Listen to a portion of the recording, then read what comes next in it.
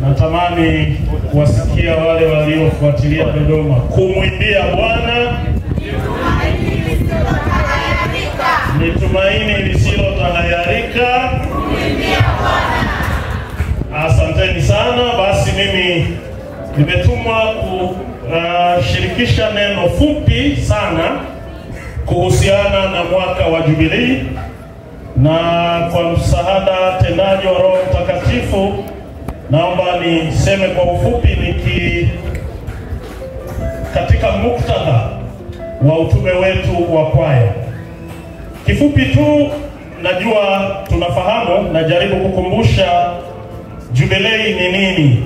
Tukisoma Walawi 25 mstari wa 8, Jubilei ni kile kipindi cha kutafakari na kumshukuru Mungu, na kwa kweli kuadhimisha, maandiko yanasema kusherekea kwa ajili ya kipindi fulani kilichopita ambacho Mungu mwenyewe aliwaagiza Wayahudi wafanye kila baada ya miaka 50, yani miaka 7 mara 7, halafu mwaka unaofuata wapumzike kazi, washerekee, kutafakari yale yaliyopita ambayo Mwenyezi Mungu amewatendea.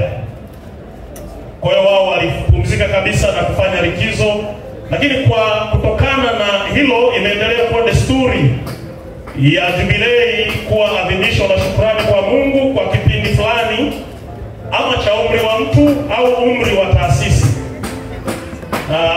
Ingawa kwa asili yake ni hiyo miaka 50 kama agizo la Mungu lilivyokuwa, lakini kwa desturi sasa hivi Jubilei inafanyika kama kuadhimisha miaka kadhaa, si lazima iwe 50. Tunaona kuna watu wanafanya Jubilei za miaka 25, miaka 75, 100, hata miaka 40, inategemea tu, kwa sababu ni adhimisho na ni kipindi cha kumtafakari Mungu kwa namna ya pekee katika mwendo wa maisha ya kipindi hicho cha miaka inayoadhimishwa, lakini kufanya toba na uongofu pale ambapo tumeanguka, kwa sababu katika safari ya maisha kwenye kipindi hicho kuna nyakati za kufanya vema, kuna nyakati za kudondoka, kutafakari mahala ambapo tumeteleza na kujipatanisha na Mwenyezi Mungu, kisha kuweka malengo mapya kwa kipindi kinachokuja kwa msaada wa Mungu mwenyewe.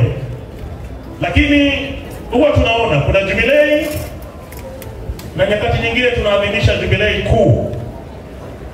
Kwa desturi watu binafsi huadhimisha Jubilei kuu hasa katika ile miaka ambayo inagawanyika kwa 5. Tunasema vigawe vya 5, multiples of 5. Birthday zetu mara nyingi zile tunazoadhimisha kwa upekee ni ile miaka birthday au anniversary tunasema, miaka 5, 10, 15, 20 hivyo. Lakini kubwa zaidi huwa ni ile ya robo karne, nusu karne, robo tatu karne na karne yenyewe. Hii ni kwa watu binafsi na taasisi zenye ambazo si kubwa sana, ambazo uhai wake sio mrefu sana, hazina lifespan kubwa sana. Lakini kwa kanisa hili letu moja takatifu Katoliki la Mitume linao utaratibu wa kuadhimisha Jubilei kuu katika vigawe vya 25. Nadhani ni kwa sababu maisha yake ni marefu mno. Ndio maana tunaona sasa hivi tunaadhimisha Jubilei kuu ya miaka 2025 tangu kuzaliwa kwa Kristo. Yaani ukichukua 2025 ukagawa kwa 25 utapata namba nzima. Ndio ninachomaanisha naposema vigawe vya 25, multiples of 25. Kwa hiyo tuko kwenye mwaka wa Jubilei kuu. Na Jubilei kuu hii ya mwaka huu ambayo ilizinduliwa mwishoni mwa mwaka jana na hayati Baba Mtakatifu Francisco, wakati anaizindua aliipa jina la Jubilei ya matumaini, ili kutuhimiza, kwa sababu tunasema Jubilei tunamtafakari Mungu katika safari yetu ya maisha.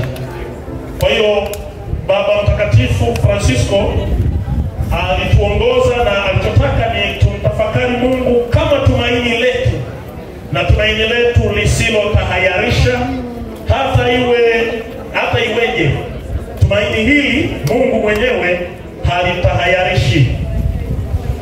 Space non confunding Beat au tumaini halitahayarishi, ambayo msingi wake tunaipata katika maandiko matakatifu, waraka wa Mtume Paulo kwa Warumi sura ya 5 mstari wa 5, anaposema matumaini halitahayarishi kwa maana pendo la Mungu limekwisha kumiminwa kati yetu na Roho Mtakatifu tuliyepewa sisi. Mungu akishamimina pendo kati yake, anatujengea tumaini ambalo haliwezi kututelekeza, haliwezi kugeuka, haliwezi kutusaliti, wala lenyewe haliwezi kusalitiwa likasalitika. Halitahayarishi wala halitahayariki. Baba Mtakatifu Francisco alitaka tulitafakari tumaini hili katika moyo wa kihujaji, katika moyo wa kusafiri pamoja nalo tumaini. Sio tumaini ambalo tutaliacha njiani sisi twende kwenye njia yetu, au ambalo tutaacha lenyewe liende sisi tukibaki katika hali ile ile. Kwa hiyo ni jubilei inayotutafakarisha safari ya uongofu kumwelekea Mwenyezi Mungu, jubilei inayotutafakarisha hija, na ndio maana akaita hija ya matumaini.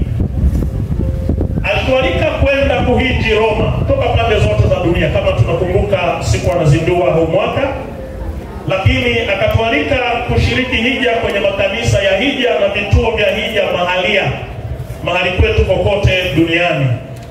Akatualika kuhiji kutoka kwenye kona moja ya roho zetu kwenda kwenye kona nyingine ya roho zetu, kona itakayotusaidia kumwelekea Mwenyezi Mungu vizuri zaidi.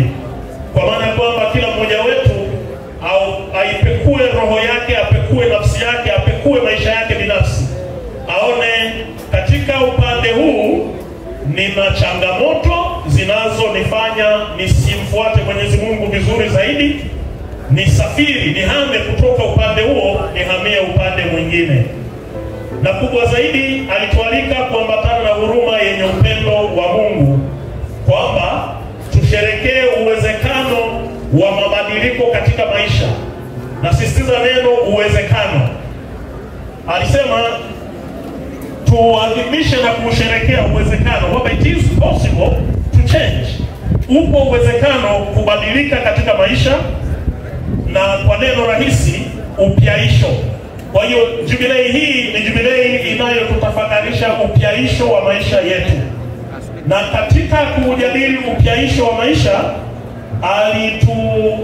alituhimiza tujikite na kuzingatia zaidi nyanja kubwa 5, ambazo hizo ndizo zitakazokuwa mwisho wa neno langu leo. Eneo la kwanza alilotuhimiza, alitusihi tupekue viambata, yale mambo tunayoambatana nayo katika maisha yetu, na kwamba tujitahidi kuona kadiri inavyowezekana tuache mizigo ya kale inayozorotesha safari yetu ya uongofu, safari ya wokovu, na kuambatana na mzigo mwepesi uliofungwa kwenye nira laini, yaani masakramenti.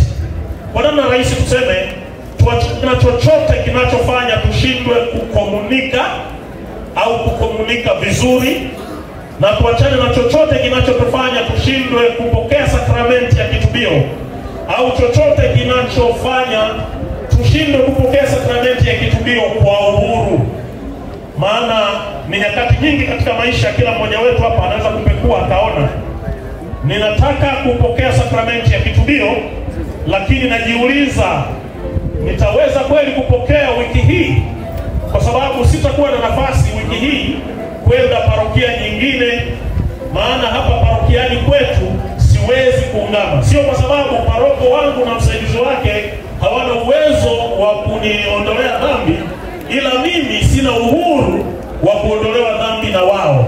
Sasa mizigo hiyo inayofanya tukose kujiamini, tukose uhuru katika kuungama, ndio tuangalie namna ya kuipekua na kuachana nayo na kuchukua mbadala wake mizigo laini, mizigo miepesi iliyofungwa kwenye nira laini. Lakini eneo la pili ni utambulisho. Jubilei hii inatuongoza kuachana na utambulisho mbaya na kujivika utambulisho mwema. Kwa mfano, kama natambulika kama mchumba sugu, nitafute kutambulika kama mke wa ndoa au mume wa ndoa.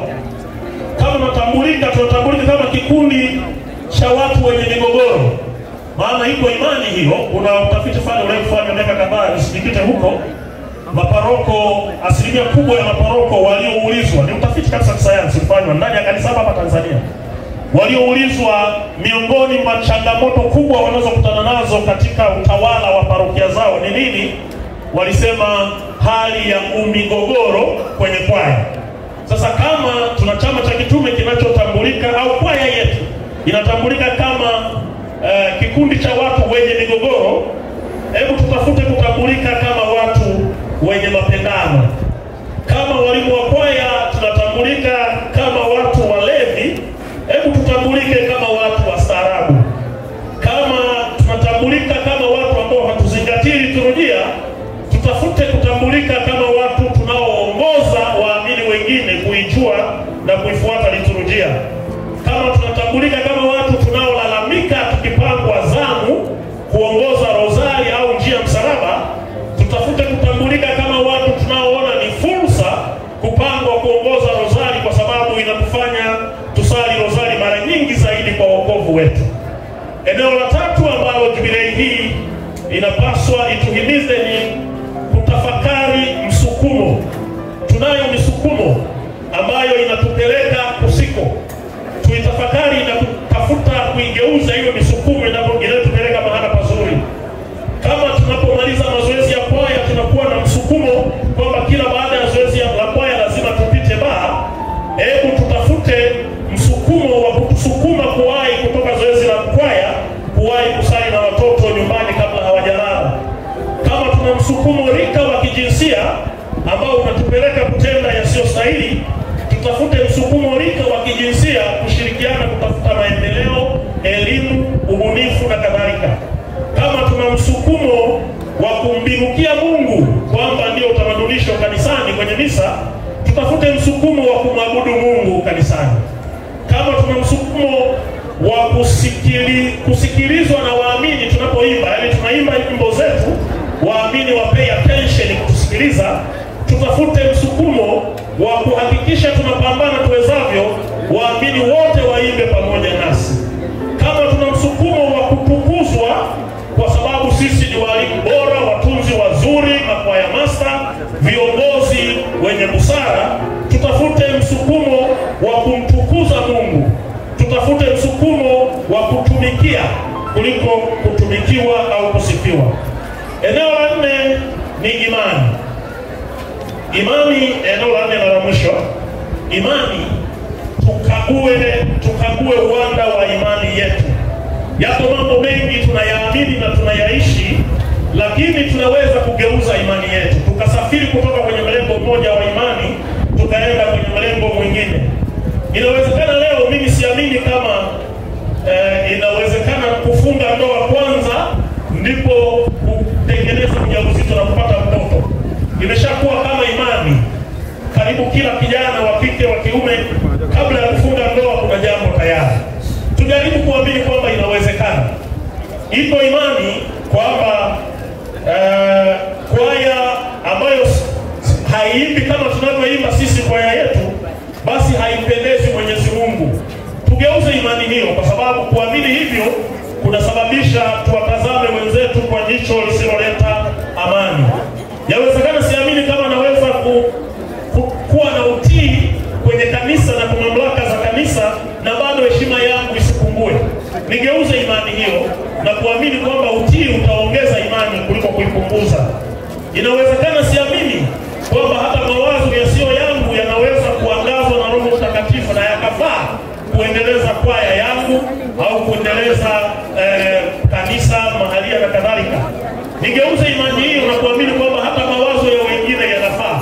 Kwa hiyo ya kwangu yatumike, lakini na ya wengine ni yapokee. Yawezekana siamini kwamba bila mimi au baada yangu kazi ya Mwenyezi Mungu haiwezi kwenda. Niamini kwamba hata kama sipo mimi au hata nikiondoka, kazi ya Mwenyezi Mungu inaweza kwenda. Na inawezekana siamini kwamba kwaya sio muhimu. Inawezekana siamini kwamba kwaya sio muhimu kuliko jumuiya ndogo ndogo katika Ukristo wangu. Nijitahidi kugeuza imani yangu kwamba jumuiya ndogo ndogo ndilo kanisa la kule ninapoishi. Kwaya haijawahi kuwa hiyo ili niwe mwanakwaya bora, ni muhimu sana niwe mwanajumuiya bora kwenye jumuiya yangu. Tupyaishe fikra zetu, tupyaishe maisha yetu, tutaifaidi jubilei. Tumsifu Yesu Kristo. Makofi, makofi, makofi, makofi mengi mengi. Asante sana.